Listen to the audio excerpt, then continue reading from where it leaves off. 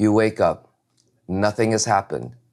You're safe in bed, but your chest is already tight. Your mind is already scanning. You check your phone. You replay a conversation you haven't even had yet. You imagine being judged, corrected, misunderstood. The day hasn't started, but you're already bracing like it has. The pressure cooker is already on. And here's the strange part. Nothing is wrong. So why does it feel like something is about to go wrong? Most people call that anxiety. But anxiety isn't fear of the future at all. It's something much closer. From a human perspective, your nervous system is built for predictability.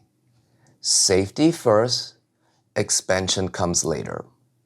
If your baseline has been anxiety, overthinking, being needed, being the strong one, being the wounded one, that becomes home, even if it hurts. When healing begins, things shift. Your stress chemistry changes. Your behavior changes. Some relationships shift and some roles begin to loosen. That's destabilizing. And destabilization feels like danger. So unconsciously, your mind says, at least this pain is familiar. I don't know who I would be without it. Most people think something has gone wrong. They feel confused, discouraged. But nothing has gone wrong. You're feeling the tension between expanding and staying where you have always been. That tension feels like danger, but it isn't failure. It's survival wiring. Anxiety isn't proof something is wrong with you. It's a signal that something in you is being stretched beyond what feels familiar. Your nervous system is organized around safety. And to it, safety means familiarity. So when growth begins, the system reacts, not to stop you, but to show you what you're still protecting. Most people don't just have anxiety. They build identity around it. Unconsciously, they say, I'm the anxious one. I'm the responsible one. I'm the strong one. I'm the abandoned one. I'm the one who has to keep the peace. Now imagine healing dissolves that. If I'm no longer the anxious one, who am I in conversations? If I'm no longer the victim, what happens to my story? If I forgive, what happens to the moral high ground? Healing threatens identity coherence, and identity coherence feels like survival. So your mind resists, not because you don't want healing, but because your sense of self feels under threat. That's protection, not truth. Now, this part is uncomfortable. Pain has benefits. If I'm well, people pay attention to me. If I'm struggling, expectations lower. If I'm wounded, I don't have to risk fully. If I'm anxious, I stay hyper-vigilant. If I'm angry, I feel powerful. And if I'm the victim, I avoid responsibility. Now, no one says this out loud, but the psyche calculates it. Healing removes these compensations.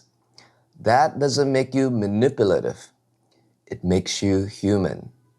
And exposure can feel dangerous. There's something even more subtle. If I fully heal, I lose justification for my suffering. There can be guilt around happiness, around outgrowing family patterns, around surpassing your parents, around leaving the wounded tribe. And something deeper.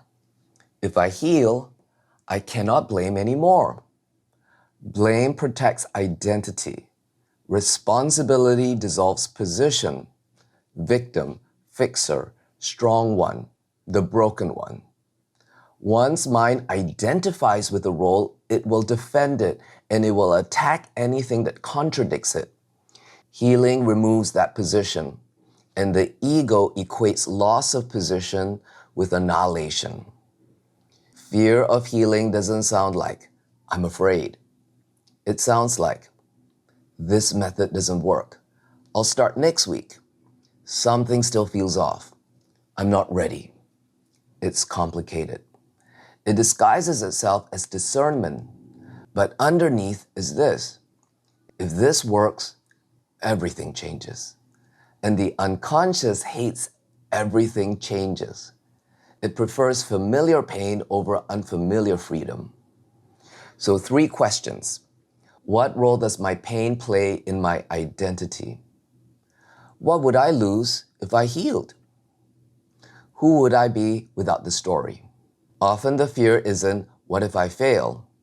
It's, what if I succeed? Healing doesn't threaten you because it hurts. It threatens the structure you built around surviving. An expansion can feel like death to the old one. At the deepest level, the ego equates identity dissolution with annihilation. So it protects identity as if it were life itself. That's the hidden fear. Not pain, not healing, loss of me. Anxiety is not your enemy. It's the alarm protecting a version of you that learned how to survive.